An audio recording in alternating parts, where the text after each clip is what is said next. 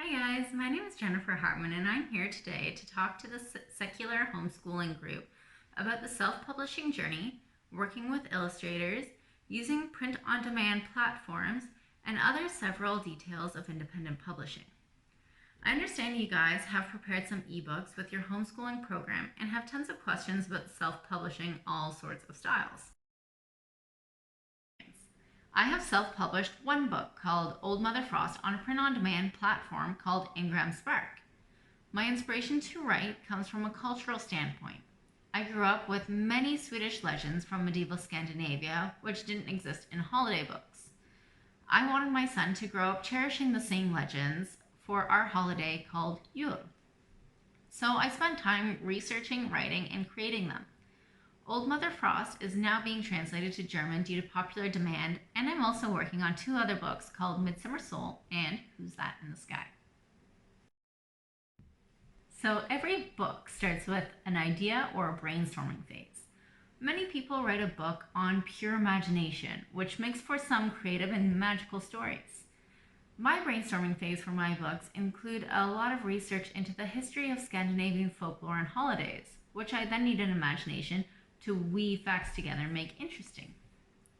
If you create a book based on research, it's always good to have a professional fact check it so you don't accidentally publish something that's not right. Personally, I send my book to my uncle, a university professor who has taught in some major universities in Sweden and Iceland and is very familiar with the culture of which I write about. Regardless of which brainstorming path you go through, every story needs to follow some sort of outline or storyboard. This can include an introduction. Who is doing what, where, and when? The plot. Why is an event, journey, or adventure important? Resolution. How is it resolved? And the end. The resolution and what happened after. Did something happen after? Next, we're on to layout. Personally, I lay out pages as I'm writing. So I'll have one paragraph with a picture that I imagine I would want with it. And then I'll go to the next page where I put in another paragraph with another picture I want associated with it. Now the pictures don't exist yet, but that's how I lay out my books.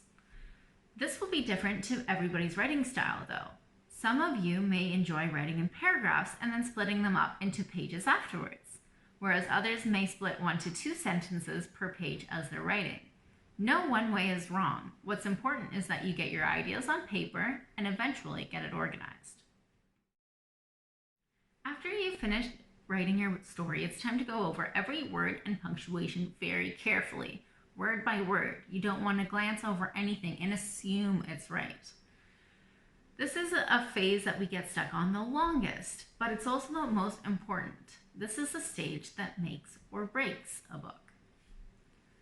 For my book, Old Mother Frost, I must have gone over it 50 times or more before I sent it over to one of my very smart friends who went over it time and time again before I went over it again, before it went to my professional editor who still caught small mistakes and made rephrasing suggestions. Never did I feel silly about it though. Even professional authors, the rich, super successful, and famous ones, makes mistakes.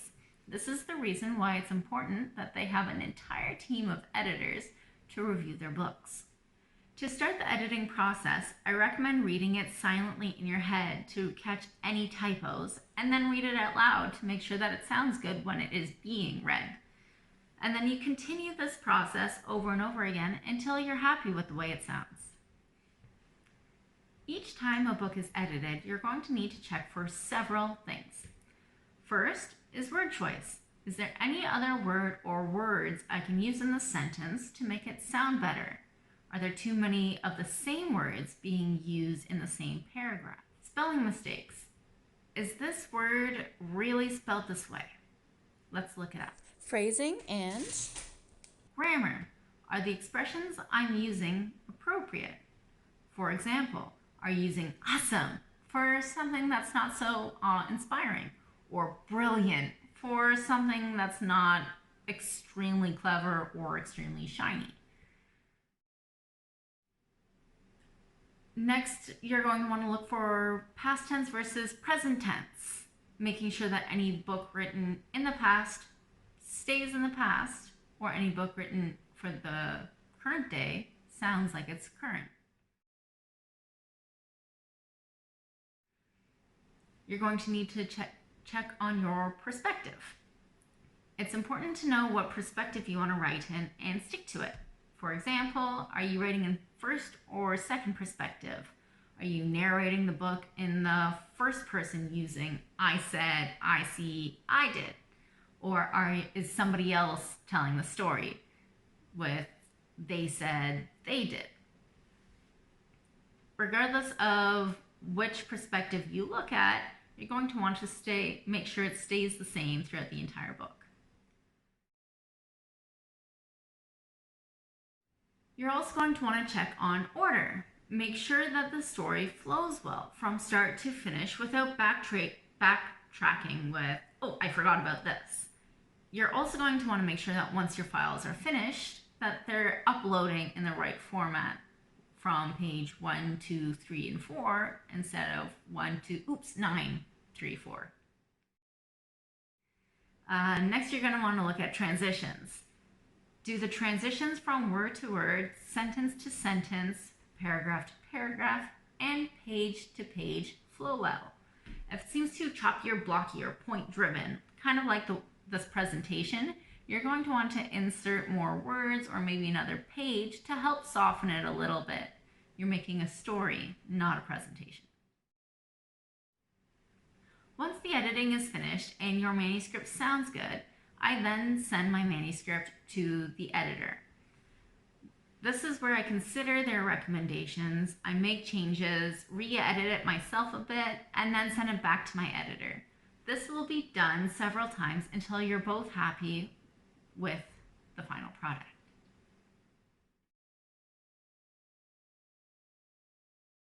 All right, now that the manuscript and editing is done, what format do you want your book to be in? Do you want it to be an ebook, a paperback book, or a hardcover book? If you're self-publishing, what company do you want to upload the book to? Each site will have their own requirements, which you will then need to look up. This will help you choose what shape and size or pages your book is going to be when it's finished. An example of this is using Ingram Spark for hardcover book. Amazon KDP does not do hardcover books at this moment. So if you're going to want a hardcover book, you're going to need to look at that program instead of Amazon KDP. However, if you're looking at paperback book or ebook, maybe Amazon KDP is the best choice for you. Licenses. I'm sure you've all heard of copyrights, but did you know that if you have proof that you wrote this book, that this property was yours first, it's already covered? Instead, if you're publishing a paperback book or hardcover book, you're going to need to get an ISBN number. This is not something that you need to get for an ebook though. This number is only used if you plan on selling a hardcover product online or in stores. It's also important to note that each version of your book is going to need another ISBN number. That means if you have a paperback book, it needs its own number. And if you also get a hardcover book, you're going to need to register a different number for that version as well. Now on to formatting.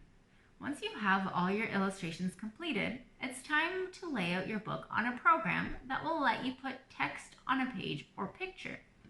Personally, I hire a professional formatter to do this with me to make sure that none of my files are corrupted when I try to upload them, which will end up creating issues and won't allow me to load my book.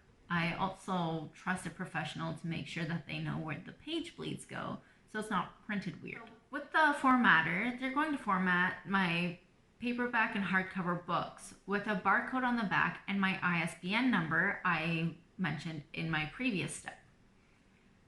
Then they'll also design my covers and lay out my text. Once the document is finished, it's going to need to be downloaded by PDF. but check your program requirements to make sure it is a PDF that's needed. Before you can upload it, you'll need to run it past an editor one last time for proofreading. Usually you catch one more error, maybe a couple more errors during this step, but it's always better to catch it before it goes to print. Now it's time to upload your book and share it with the world. I would love to say that an author's job is finished once the book is uploaded, but realistically, a book is only as successful as its marketing. This means that you're going to need to talk about your book whenever possible so people know that it's available and where to find it. One of the ways that I help market my book is using social media and YouTube feature videos, like this Yuletide special I'm about to share with you. I organized and collaborated with 2 other authors to present a reading. This helped each of us because each of our followers may not have been aware of the other person's book, so it generated excitement and discovery that mutually benefited each of us. I'll stop the video after this reading of Old Mother Frost, and then I'll see you on the Facebook event page where I'll answer any of the questions you might have.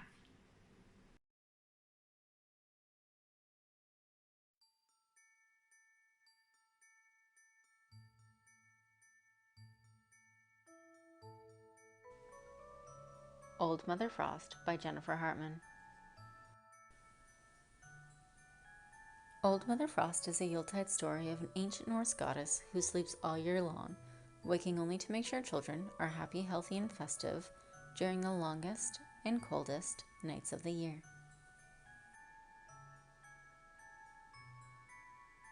There is one woman who is older than the oldest Yuletide story. She is Old Mother Frost, and she lives in the sky. She sleeps in a bed of feathers all year, and only wakes up when the days turn cold and nights grow long. When she wakes up, she shakes out her mattress. The loose feathers that fall from it turn to snow. During the 12 days of Yuletide, she comes down to earth to check on children to make sure they are happy, healthy, and festive. When she comes down from the sky, she takes the form of a young woman. She wears a red-hooded cloak and a crown made of holly and acorns.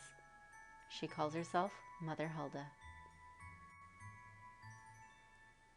Mother Hulda visits every home to make sure children are well.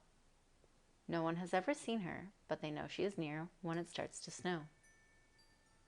The first thing she checks for is that children are decorating their homes and crafting. Only then does she know they are festive. Next, she looks for a feast to make sure children are well fed. Only then does she know they are healthy.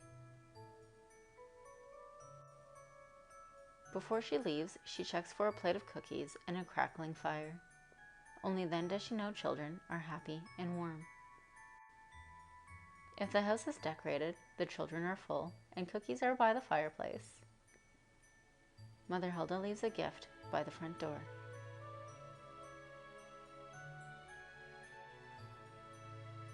At the stroke of midnight on December 24th, Mother Hulda runs out of time.